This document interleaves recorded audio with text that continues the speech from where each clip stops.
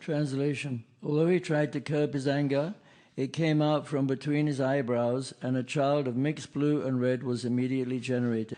Purport by Srila Prabhupada.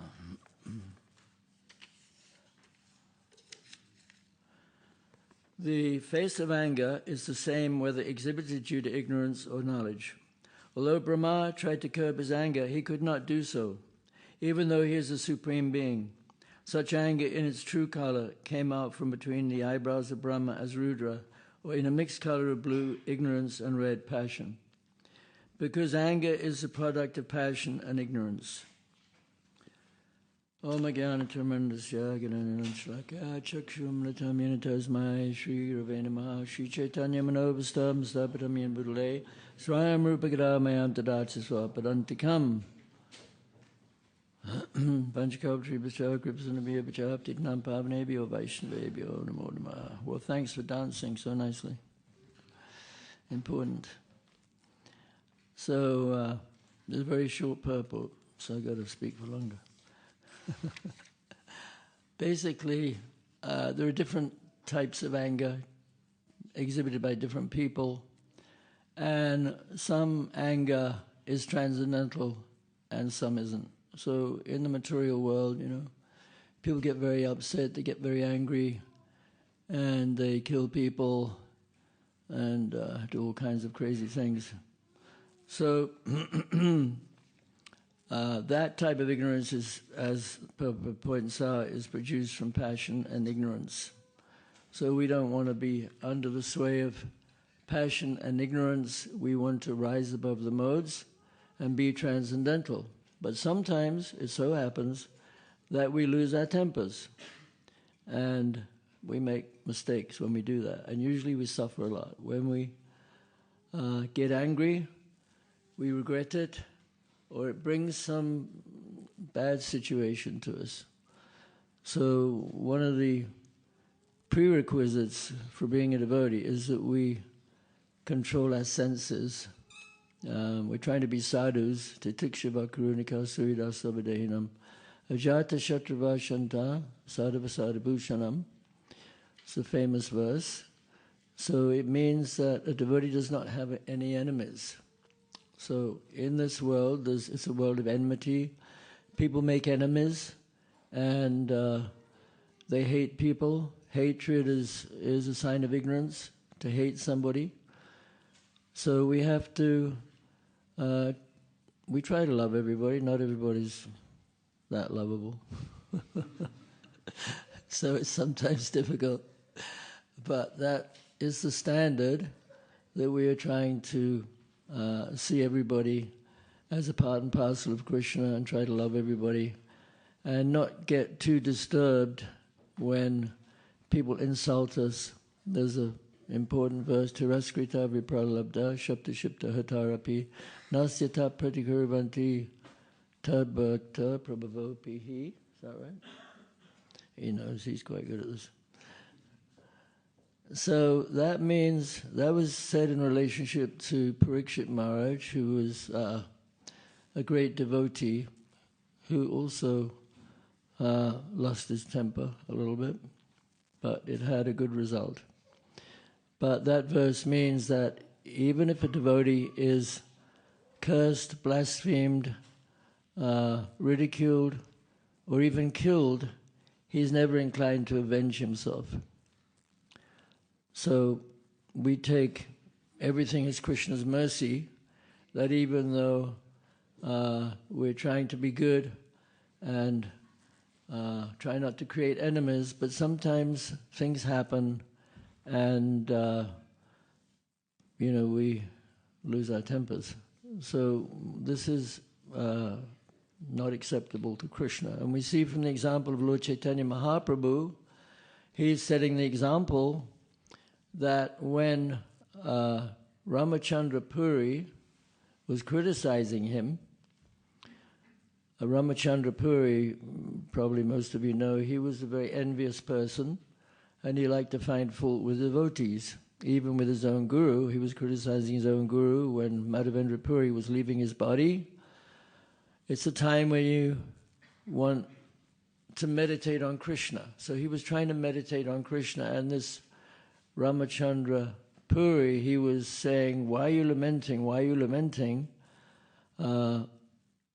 And don't you know that, you're supposed to be Brahman realized or self-realized, you should never lament, no sochati, no kankshati.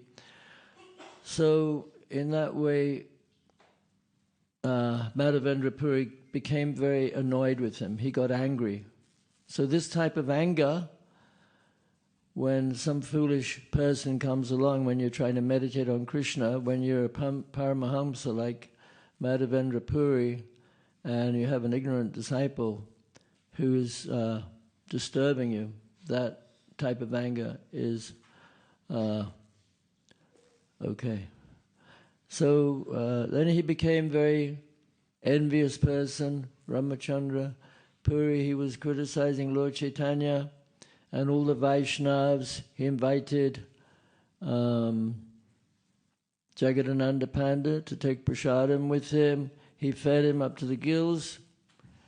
And then he was criticizing, I thought Vaishnavas weren't supposed to eat too much.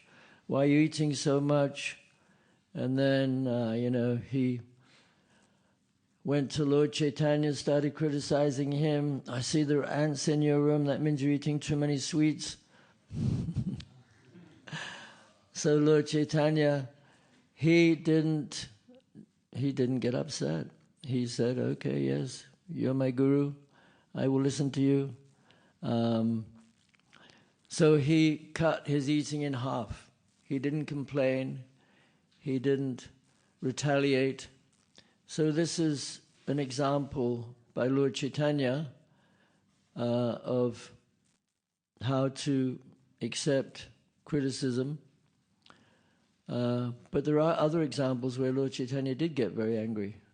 For instance, there was one Gopal Chapala who had tried to defame Srivas Thakur. Srivas Thakur is Narada Muni, as you know.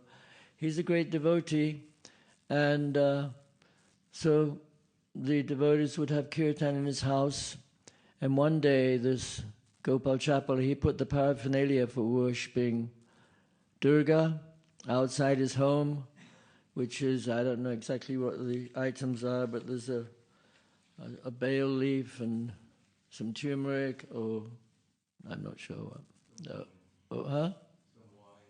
Some wine. A red flower. Is that a banduka? Anyway, so he wanted to make him out to be a worshipper of Durga, which for Vaishnava was like an insult. He wanted to defame him. So Srivas Thakur, he didn't take it personally. He came with all his associates and he said, look, I'm a worshipper of Kali. He didn't try to, excuse himself. He said, yes, go see my fallen condition. And then, of course, because he had criticized the pure devotee, he got leprosy. And he went to see Lord Chaitanya with his leprosy, and Lord Chaitanya said, no, you deserve to suffer. You're such a critical, envious rascal. May you die of leprosy. So Lord Chaitanya was very heavy. He got very angry. He gets very angry when people are criticized. But he also got very angry when the Qazi broke the Madanga. That's a very important incident, because Lord Chaitanya wanted the Madanga to be heard in every town and village. So it signifies the dawning of auspiciousness, the Madanga, hearing the Madanga. And Bhaktivinoda Thakur, he said, when I hear the Madanga, when the kirtan party goes out into the villages, it's a wonderful situation.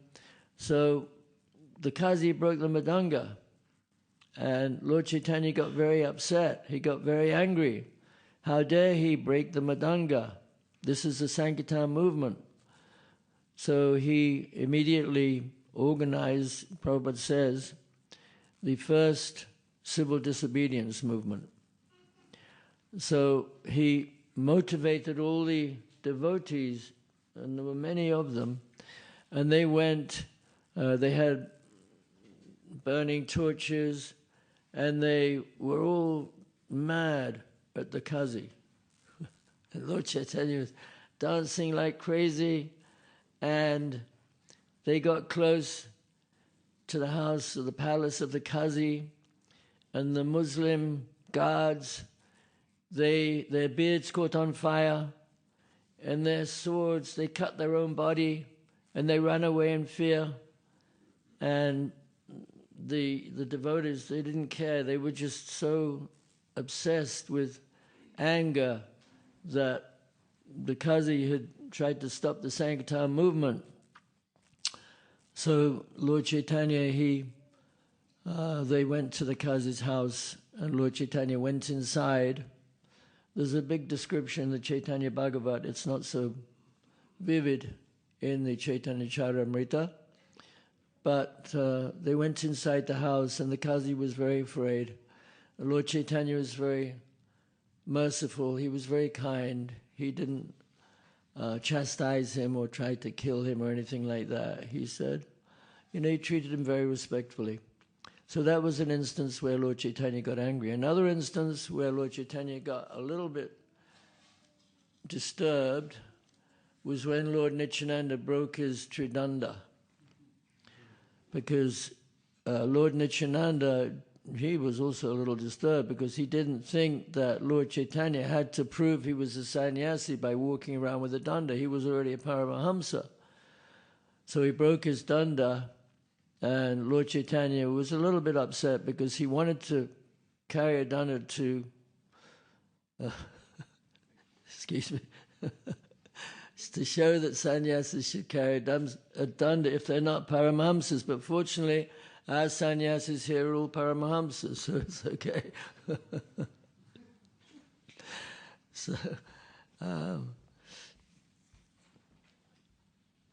So there were many. One time Lord Nityananda, he also got very angry with Ramachandra Khan. Ramachandra Khan was a very affluent, good-looking so-called devotee, but when Lord Nityananda went to his home, he was actually envious of Lord Nityananda.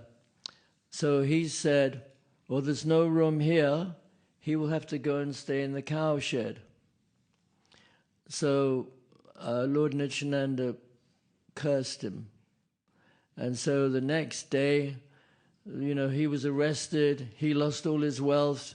He became a wretched person. So Lord Nityananda, he gets agitated sometimes.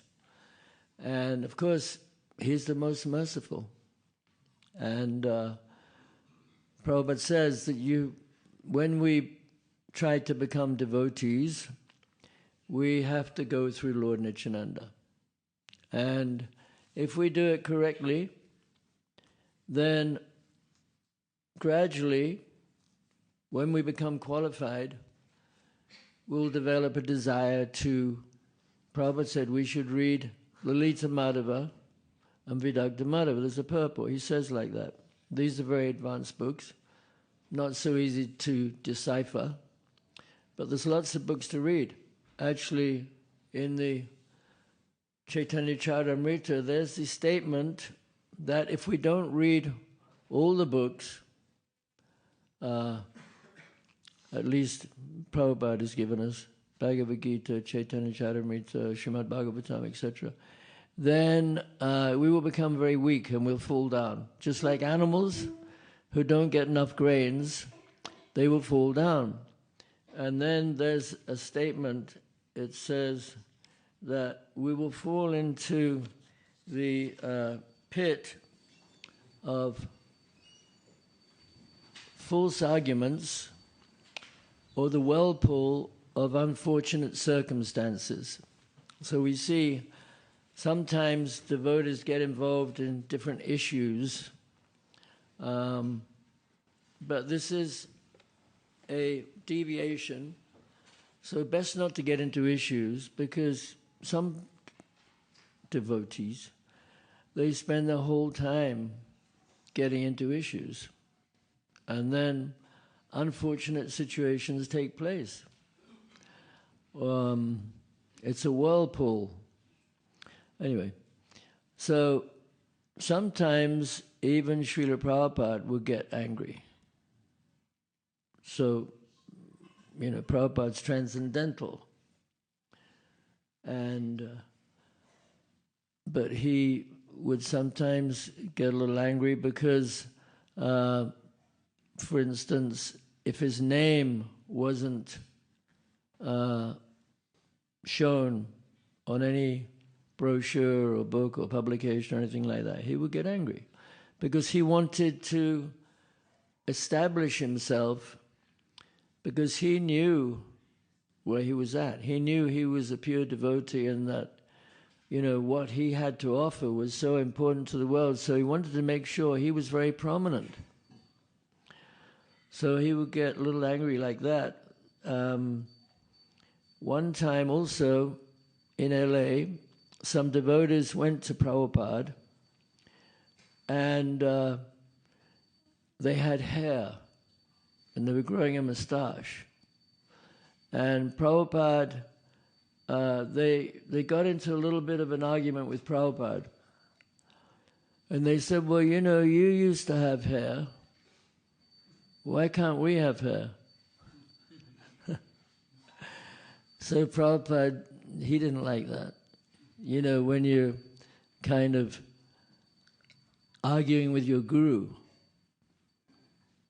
this is very offensive. So he said, you can leave. Leave ISKCON, I don't care. Another time, there was a devotee, he was a Sanskrit scholar. And despite Srila Prabhupada's desire that devotees don't go to any of his godbrothers, Prabhupada was very adamant, you should not go to see my godbrothers.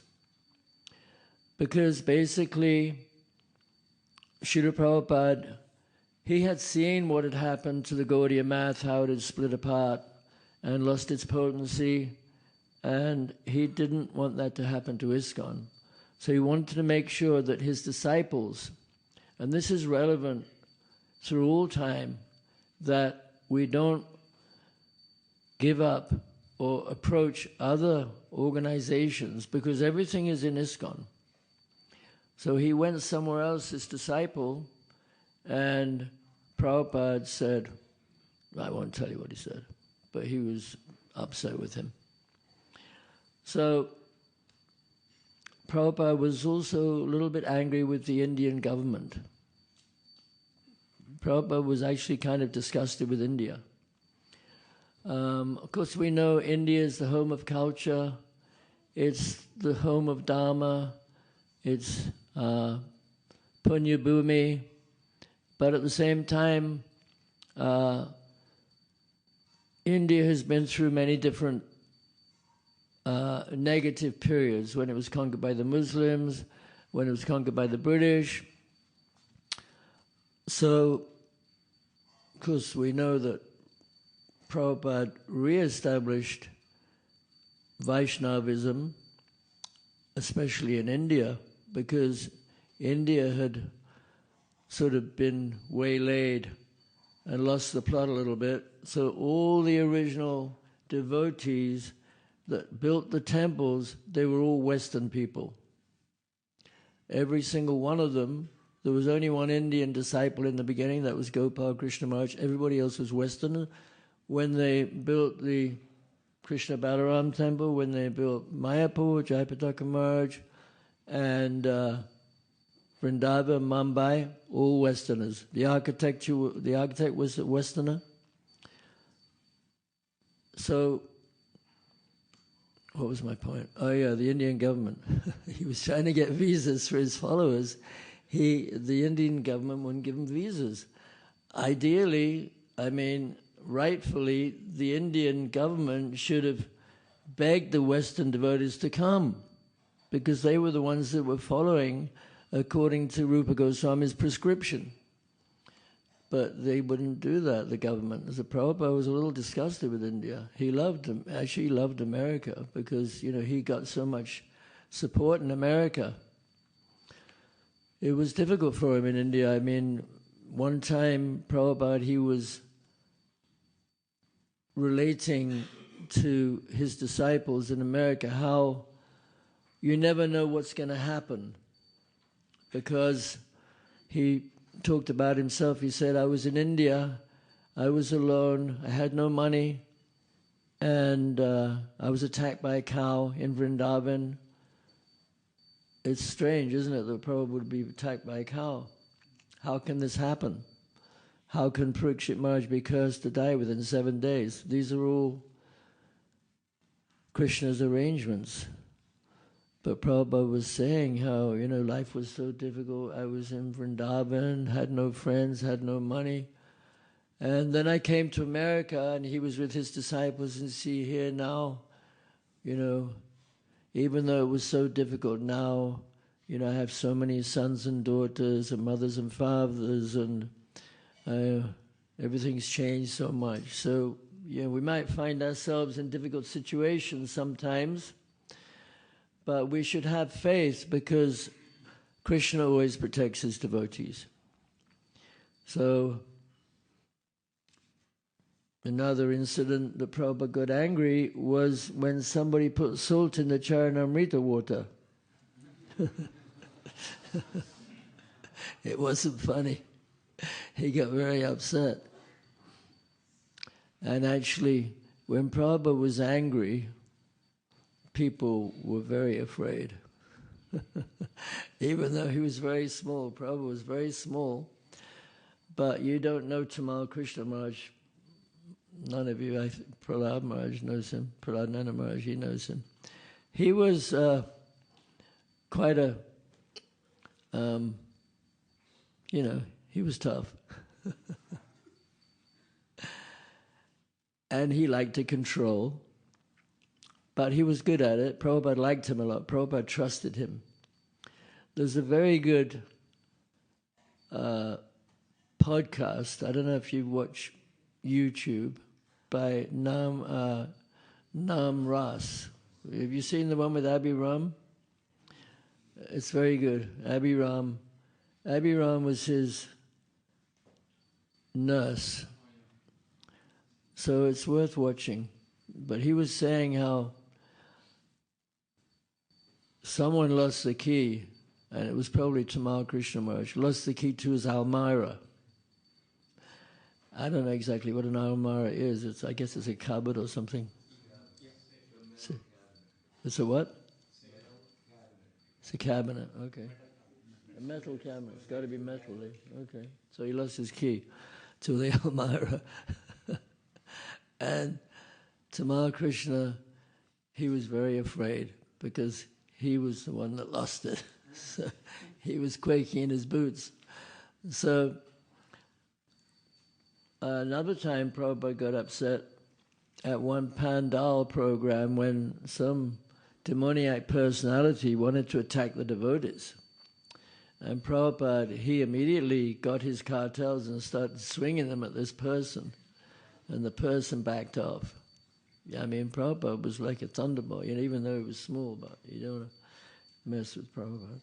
So anyway, so there's other, because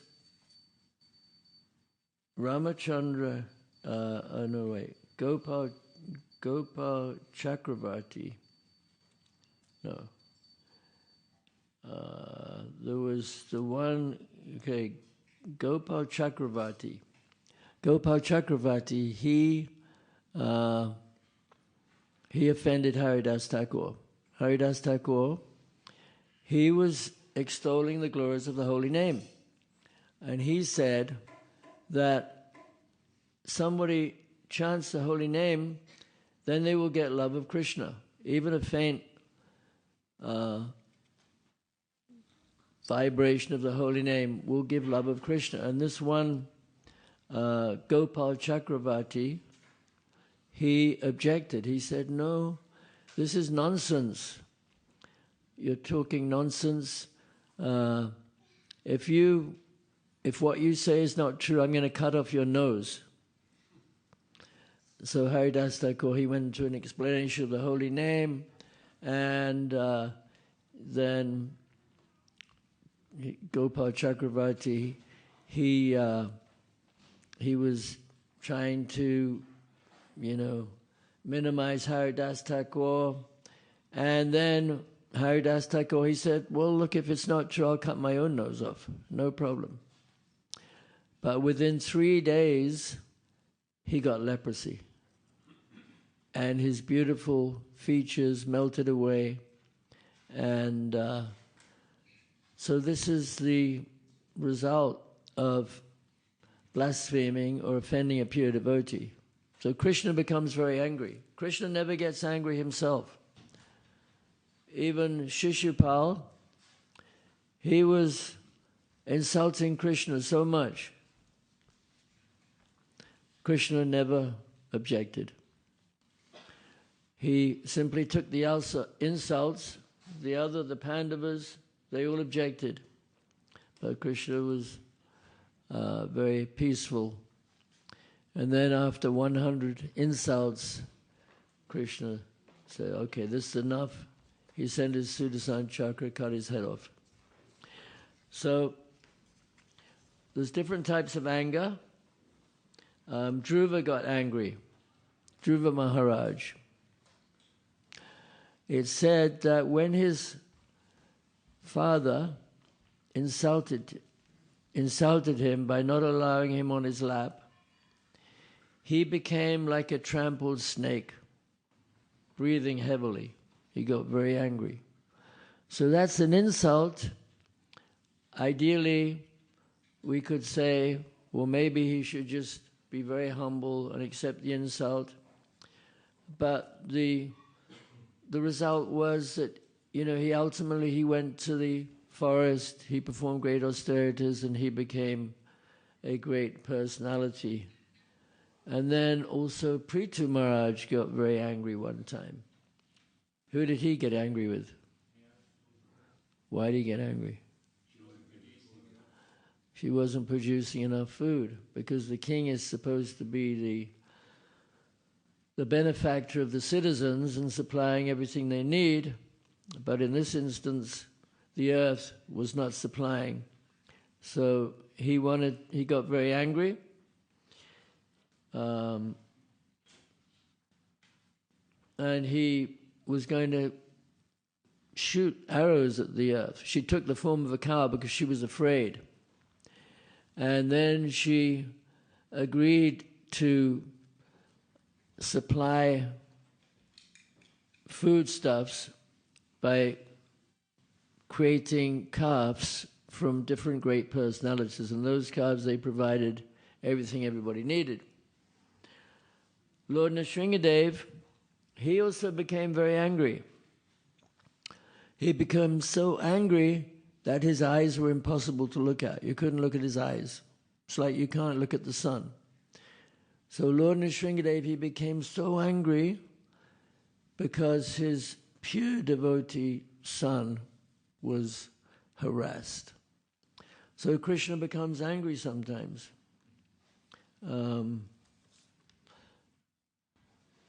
Another time, this is a nice story of Shivananda Sen. Shivananda Sen, he was a great devotee.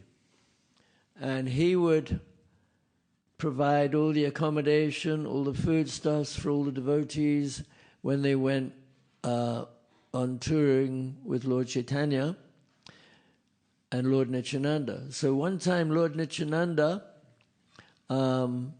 Shivananda Sen was held up somewhere. He didn't provide prasadam for Shivananda Sen or a place to stay because Shivananda Sen was just held back a little bit. So he said, I'm so hungry I could die. Lord Nityananda said, because he has not come, I curse his 3 sons to die. So of course, he didn't really mean them to die. But then his wife, she objected, how can he say this? And then Shivananda said, oh, you crazy woman, this is the greatest benediction because he's kicked me in the chest. He kicked Shivananda Sain in the chest. So it said that the limit of the ocean of Shivananda Sain's good fortune could not be found because his being kicked by Lord Nityananda was such a benediction that any sane person would love to get the kick of Lord Nityananda. And then afterwards, Lord Nityananda embraced him and he said some kind words. Of course, Balaram, he can also get very angry. Like he got angry with, what's his name? Rukmi.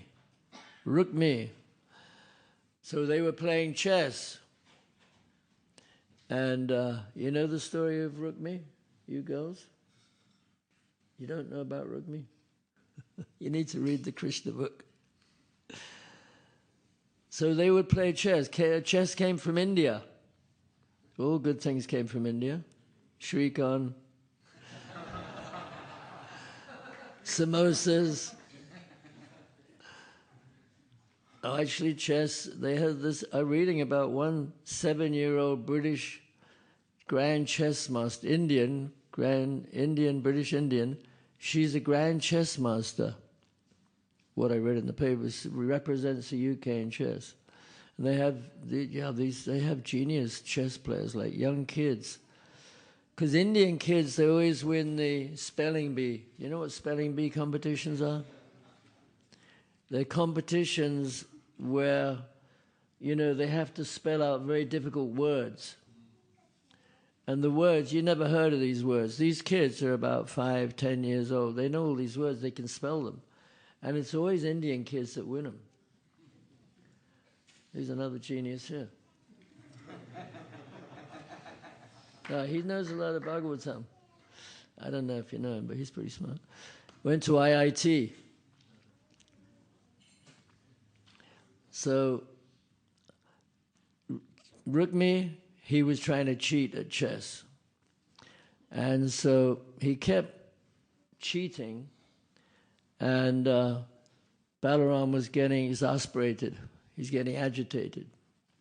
So he said, okay, I'm going to bet 100,000 gold coins here. So he won the game, and then a voice in the sky said, yes, he's won. But Rukmi, he said, no, you didn't win, you're cheating.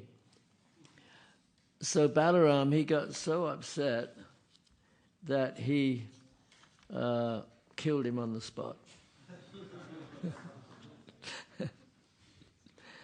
So, and then he knocked out the teeth of the king of Kalinga, who was laughing. He had like buck teeth. He was laughing. So, there's all different types of anger.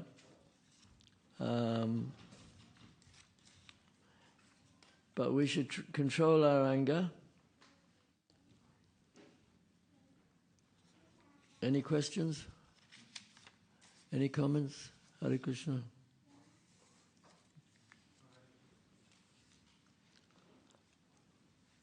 Now, Maharaj, give it to Maharaj. Thank you for the class. I think you left out one important instance of anger. Only one? One important one. When Lord Nityananda was hit on the head by Jai and Vijay with Jai and Vijay? You mean Jagai and Madai? Jagai Maya. Yeah, they already know that story. You don't think they knew some of the other ones too? But that is a If you read the Chaitanya Bhagavat, you've read it, I'm sure, with the purpose by Bhaktisiddhanta, it says that when Yamaraj, he was on his chariot, you read that? And he fainted because of the mercy of Lord Chaitanya, because Lord Chaitanya gave Jagai and Madai love of God. Actually, his body went black. Lord Chaitanya's body went black because he absorbed all the sins of Madai. And then he said that offering prasadam to Jagai and Madai is much greater than offering all the honey in the world to the demigods. It's in the Chaitanya Bhagavat. So, Jagai and Madai, you've got to read the Chaitanya Bhagavat. Any other points? Anything else I missed out? Lots, I'm sure. Hare Krishna. Any other questions? Hi Krishna, Adi Karta Prabhu, thank you for the class.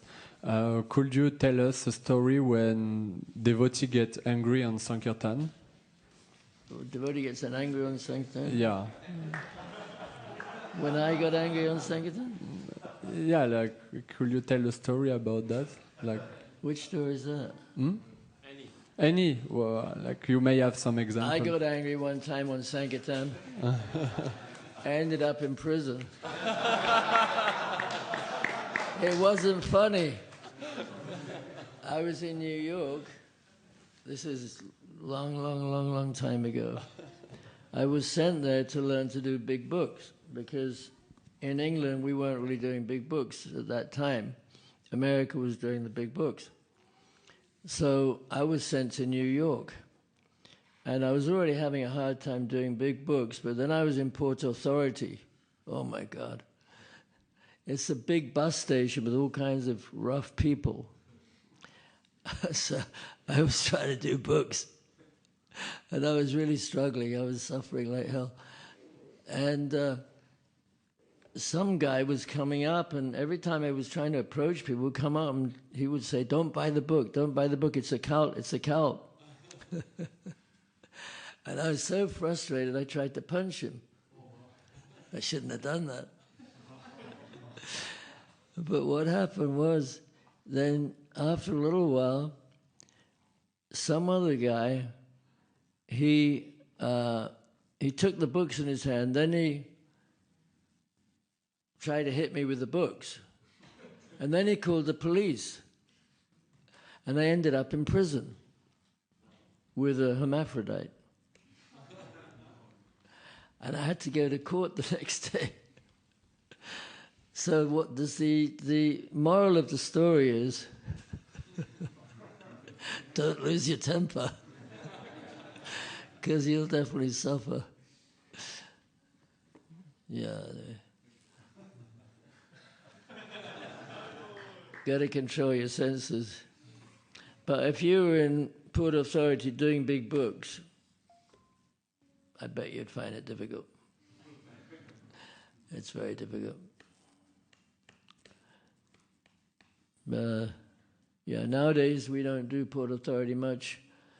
We do the universities. We didn't really know at that time, how to do universities, but universities are really good because they're very big, like 50,000 people, some of them, huge universities, and you can actually go on the campus because a lot of them are public universities. So public universities are, public territory, which means, according to the Fifth Amendment, or whatever it is, that we have the right to be in a public place to preach, whatever. So we can go there, set up a table, nobody complains. We're lucky like that in America. We just got the Americans to deal with. They're okay. We got some good ones. Any other questions? Maharaj, like to add anything? You have a what? A small question. I only take big ones.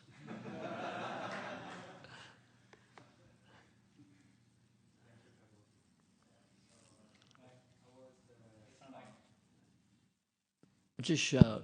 Yeah, I was wondering what happens to someone who offends a pure devotee, and that pure devotee takes it well, as in not getting angry, no reaction, they're okay with it.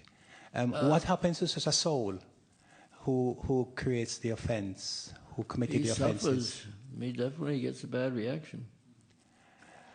I see a lot of people criticize. I mean, I don't, you can't avoid seeing it sometimes, that they criticize a good devotee. And I wonder what's going to happen to them, because I see, Gopal Chapala, he just put the paraphernalia for worshipping Durga outside somebody's house, which compared to what some of our contemporary people, so-called devotees, the things they say about other devotees, I just kind of waiting for them to get leprosy. I mean, I hope they don't, but, I wouldn't be surprised, because they're very offensive. Another thing is Prabhupada got very angry when ISKCON was kind of endangered in any way. Prabhupada, because, he felt ISKCON was like his body. He said it was his body. And he wanted to protect it. So he was very, protective of ISKCON. So we should try to have that mood, even though, there might be so many faults. But it's like there's that verse about how the body of a pure devotee may be defective in some way, but he's still transcendental. So ISKCON, Prabhupada said, it's one of the branches of Lord Chaitanya's tree of devotional service. So we have to be very careful, especially criticizing devotees who've served faithfully in ISKCON. It's not so easy because people don't want to cooperate. But Prabhupada said one time that ISKCON is the yoga of cooperation. It's not so easy to cooperate because that means humility. So there's a verse in Srimad Bhagavatam, maybe you know it, Varam Vinidram Badvam Badram Vo. How's it go? Yoya Maidani Satana. What's the rest of it?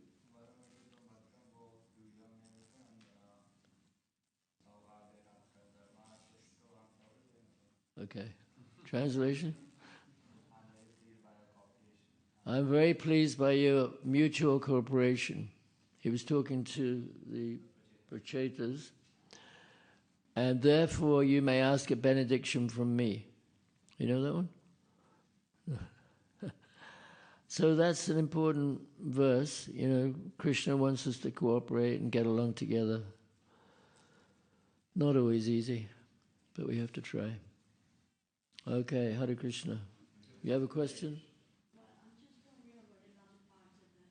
What's that? A child mixed blue and red was immediately generated. Can you explain a bit on that, please? I don't quite understand. Couldn't really hear you. What did you say? Huh?